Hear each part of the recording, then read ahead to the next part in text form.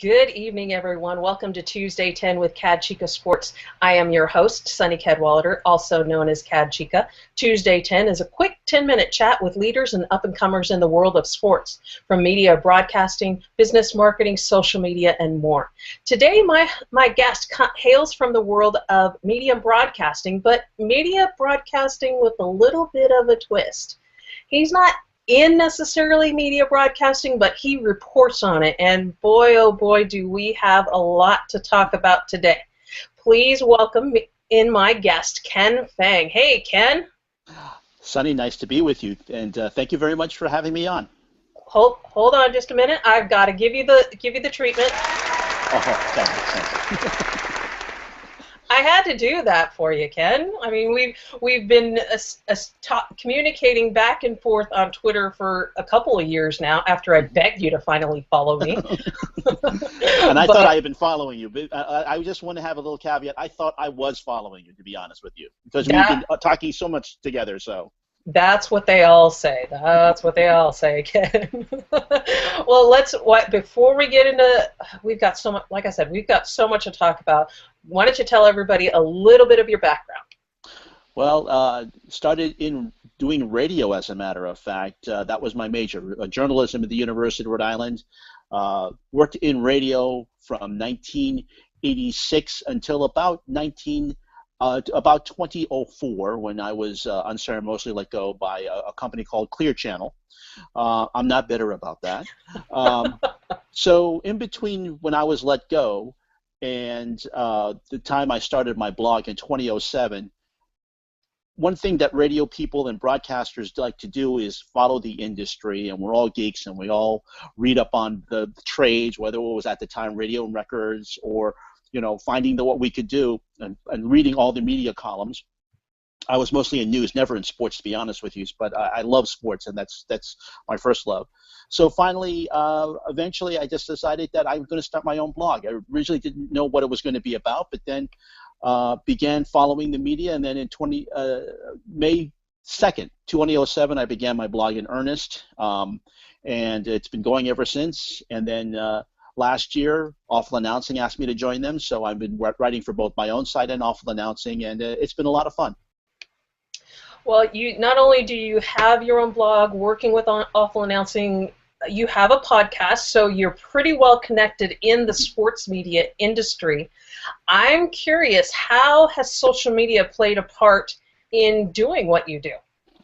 It's meant everything to me, because when I first started my blog in 2007, Twitter was in its infancy. Something called Facebook was also around, but not as giant as it is now, as after the IPO and Mark Zuckerberg put it public. There was MySpace. There was Friendster was on the way out, but then Twitter really exploded. And without that, I don't think I'd be able to make the connections with you, for instance, Sonny, or with the reporters that I have a connection with, or even the people who follow me and the guests, because without social media, I'd have to go through the old traditional route of calling or emailing the public relations departments of the networks. Here on social media, I can go to people directly, and it's been great. I don't think I'd be able to do my job and follow the sports media without social media. I used to think Twitter was the dumbest thing ever. Now I swear by it. Did you really? I did not know you used to think that way. When it first started, I was thinking, "What is this? I can't work this. This is really silly." But then I saw how one day, just a really quick story for you. I know you don't have much time, but John Orand of Sports Business Journal, who is a very well connected in the industry, tweeted out a story in 2008 about how the networks extended their NFL contracts. I'm at a Home Depot, and I look at my phone, and I'm like, oh my goodness.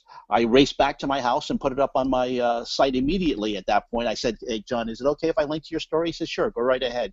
So I put it right up. It was a Sunday afternoon. I can remember as light as day, walking in Home Depot and thinking, I don't need my 2x4. I'm just going to go right back home and put up this story right away. And that's how the power of social media. I saw how quickly I can put things up before anybody else. And so that's how it works out for me. So I swear by social media, Twitter, Facebook, Google+. It's really important to my job. Definitely. I do want that we are going to get to a huge story in the world of sports and social media. But first, I do want to highlight one of our viewers today, Luc Jalois. I hope I pronounced that. He is tuning in from beautiful Corsica, France, at 2 a.m. to watch this. So see, you're bringing them in. You are bringing them in, Ken. Bonjour to Luke. Okay, we want to get to the biggest story of the day. A few days ago, for those who don't know, a few days ago, a tape came out of a private conversation between Los Angeles Clippers owner Donald Sterling and his mistress, V. Stiviano. In that tape, it could be heard that Sterling saying that he did not want her bringing black people, to quote him, he didn't use African Americans, he said black people, to his games. And the conversation stemmed from a recent Instagram picture that Stiviano had posted on her Instagram account of her and Magic Johnson. Now, as this story broke a few days ago, because of the makeup of the NBA, the makeup of his team, racism was thrown out there, bigotry had been thrown out there, NBA was investigating, and the culmination of that was Adam Silver's press conference today. And prior to the press conference being made, let me start with this, because this is really where I want to bring you in, Ken. Prior to the press conference at 10:38, TMZ of all people broke news saying the NBA has decided to suspend Sterling indefinitely. At 11 a.m., NBC Nightly News followed up, basically saying the same thing: indefinite suspension, $5 million. Several hours later, prior to Silver actually getting to the podium and announcing, Adrian Wojnarowski stated, NBA will ban him for life. David Aldridge from TNT also said lifetime ban, $2.5 million fine. So, Ken, I am asking you your thoughts on everything that has transpired today, because it was just nonstop action.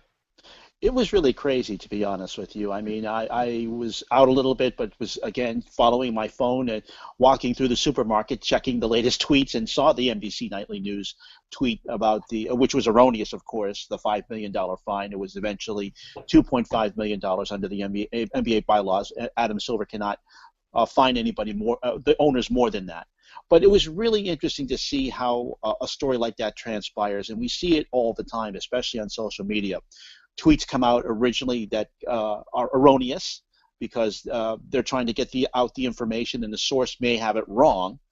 And then you have Wojnarowski coming out with the correct information, and also David Aldridge as well, because they're maybe a little bit more well-connected than NBC's Nightly News is, as far as it's covering a sports story, but they usually cover news. So it's interesting how this happens, how it transpires. We usually see this happen when the first information comes out. It's usually erroneous. It's usually wrong because they're trying to get the tweet out and the information as soon as possible.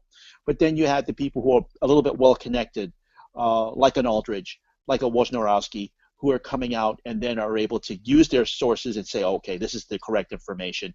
It led to a little bit of mocking of NBC for their erroneous tweet. They did delete that and did issue a correction. But it's funny how this is the world we live in social media. We kind of expect information like this when people are trying to get out information quickly. Let me unbox you. What do you make of TMZ? Now, granted, their information was wrong, but it seems like they are trying to make more strides. I know they have a sports division. I believe they have a sports division. What do you make of TMZ getting involved in sports reporting? Well, it was rumored that they were going to start a TMZ Sports. I know a couple of people who have who originally were going to work for them. They are not working for them now. But the fact is that TMZ is in sports media, whether we like it or not. I mean, this is a different era than it was maybe in the 1980s or the 1990s, when we just started to have the quote-unquote the tabloid media coming into sports reporting, and people beginning beginning to really dig inside to the private lives of the sports celebrities. I think it's something that we can't turn the meter back. The meter has already gone this way. Yes. So as far as TMZ is concerned, people may not like the fact that they're in the sports media and sports reporting world, but we have to accept it. They're already in entertainment. They're already reporting even in some stuff on newsbreakers as well. So I just think that whether we like it or not, TMZ is going to be here to stay, and we're going to have to deal with it. Yes, they did have the tape in regards to Donald Sterling, and I think that while TMZ may be criticized for issuing it, I think a lot of news outlets would have loved to have had that tape first. So I think that whether we like it or not, TMZ is going to be here to stay, and we're going to have to deal with them. And yes, they're going to have some things wrong, but if people remember 20 years ago, the National Enquirer reported a lot about the O.J. Simpson trial, and they were breaking a lot of stories about it, and people didn't like it. And now they're considered, as much as people like to mock them, they're considered a little bit of a legitimate news source. Do you think, and you, like I said, you're very well connected in the industry. I don't know if you're hearing things. Is the advent of TMZ, the advent of Deadspin, is it forcing some behind-the-scenes meetings at the traditional sports outlets like the ESPNs, Fox, Yahoo, NBC, CBS? Is it forcing them, do you think, to at least say we need to step up our game, or are they just going to continue to go through the proper channels of confirmation before they actually report it? Well, it's interesting to see that last year ESPN actually quoted Deadspin on a story and actually gave them credit for breaking a particular story. ESPN and Deadspin, of course, as we know, have people who follow the industry have a very adversarial relationship, and it goes back to a few years ago when the ESPN just went all Wu-Tang on Deadspin went all Wu-Tang on nice ESPN. reference. Well, I try. I do my best. I may be 50, but I try to keep up with everything. So it's amazing how Deadspin has changed the way sports media and also TMZ, because Deadspin was one of those things that used to be mocked. People were thinking, well, why are these blogs here? We can just still do the traditional media, but people are actually going to the blogs now and going to these sites, and Deadspin breaks news, and that's what's happening. And they even had their own version of the Sterling tape on Sunday morning, a 15-minute version that was uncensored, that was not as sanitized, even though calling the TMZ tape sanitized, but it was a little bit edited. So Deadspin had the 15-minute unedited version. So they're breaking news as well. So I think ESPNs and the traditional media, the mainstream media, they have to kind of up their game, because the Deadspin and TMZ were leading the story as it first broke on Saturday morning. We do have a question from the audience, and we'll get your take, because I'm interested to hear. Do you think we will actually hear from Donald Sterling? And I will follow that up with who's going to break that. I know Jim Gray through Fox News had said he's not going to sell the team, but do you think we'll hear from him more in depth? And if you can make a prediction, who we're going to get that information from? Jim Gray is very well connected. He's a Bulldog reporter. Don't forget, he was the one that helped to break the LeBron James, the decision story, and brokered it to ESPN. I wouldn't be surprised to see someone like him get Donald Sterling. Probably, I'd say in a couple months, maybe even sooner, Donald Sterling will do the apology tour after this whole thing. After he decides that, after maybe he thinks that maybe I'll sue first, and if that doesn't work, I'll go through other means. But I think once he exhausts all his avenues, and after the NBA owners probably throw him out, which looks like to be the case, I have a feeling that he will go to the media and probably Jim Gray or someone like that, because Donald Sterling is not privy to, I don't think is really privy too much to blogs, although we know that he follows Instagram apparently. But I have a feeling that he will do the apology tour eventually, and maybe reach out to a traditional reporter like a Jim Gray to eventually do that interview. I'm going to follow that up, and I know we've gone past our 10 minutes, but this story was too good to just limit to a couple of questions. When do you? I don't know that we've heard from David Stern. When do you think we're going to hear from him? I think the NBA is going to protect David Stern on this one. I've seen a couple of attempts from reporters wanting to speak to him. He does not come out very good in this because apparently he's one of those people. I've only seen one article so far, and that's by Ian O'Connor of ESPNNewYork.com, criticizing Stern for basically not doing any action on Sterling, and when he had the opportunity throughout this 30-year reign of his ownership. So I have a feeling that the NBA is going, even as much as Adam Silver probably didn't appreciate having this being thrown into his lap 3 months into his new commissionership, I have a feeling the NBA is going to protect Stern for as long as possible until further down the road eventually. Where do you think we are headed as far as sports media goes? I mean, I know social media is integral to reporting nowadays, but where do you foresee us going in terms of, just the general direction of sports media? TMZ continuing to grow, obviously, but what are your thoughts on the future? Well, Sonny, if I knew that, I'd be a very rich man, and I wouldn't be a very poor blogger and getting $9.95 a week from Blogwin and awful announcing. No, I'm just kidding about the amount. You have connections. You understand the trends. Yes, I know.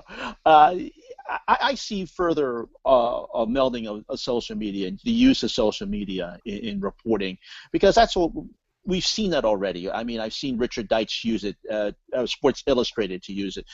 John Oran uses it of Sports Business Journal.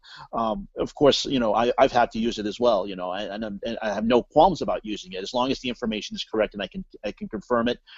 And it's not wrong. I'll put it out there. But yeah, social media is a big part of it. I think there's probably the next social media device, wherever that's going to be. Twitter has been around about 2008 through 2014. There'll probably be another service down the road that'll take its place. Maybe it'll be 80 characters instead of 140 characters. Who knows?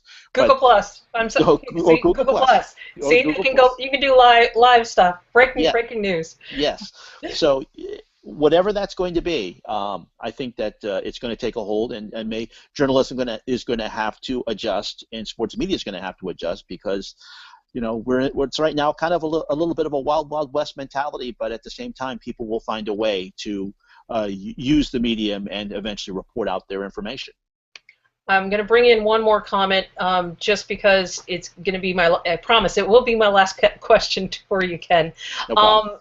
To summarize what my friend Chris Simon is saying, are we headed to where, or are we in a time where the big money players in sports media need to start taking more risks when reporting stories?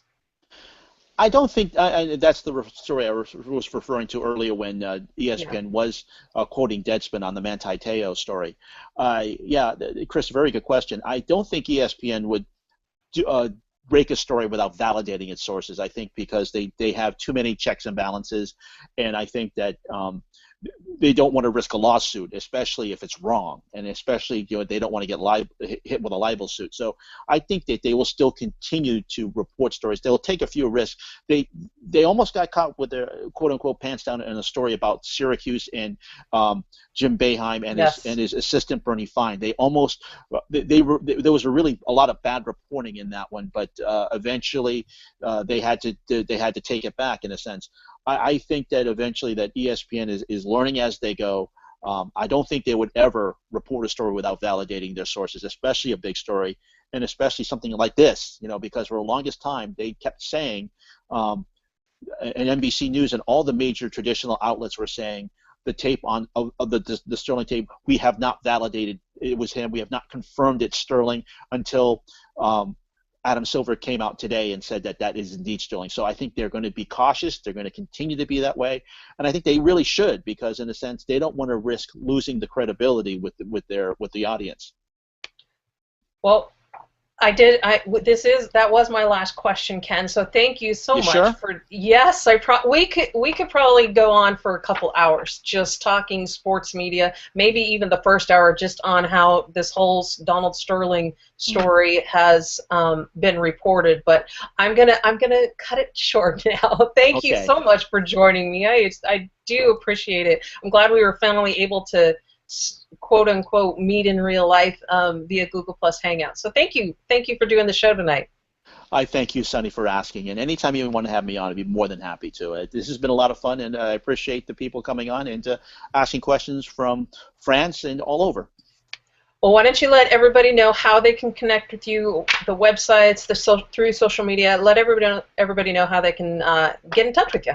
My website, of course, is fangsbites.com. It's FANGSBITES.com. Fangs Bites, all one word. I'm also affiliated with awfulannouncing.com. I do try to do one or two articles a day there. You can also reach me at my Twitter account at FangsBites, FANGSBITES. And also I have a Facebook page, facebook.com/FangsBites. And if you want to find me here on Google Plus, it's under Ken Fang. So you can find me a myriad of ways. And if you do want to do the old traditional email, kzfone, kzfone@gmail.com. See, I use Google too for that. Yes, and that's good. So everyone in my audience, please show Ken the power of Google Plus and circle him today so that I can get him on my show more often. Thank you, Ken. Thank you to everyone in the audience for joining me. Please tune in next Tuesday for another edition of Tuesday 10 with CadChica Sports. My guest will be a up-and-comer in the world of internet and social media marketing, Claire Wyant. Thanks, everyone, for tuning in.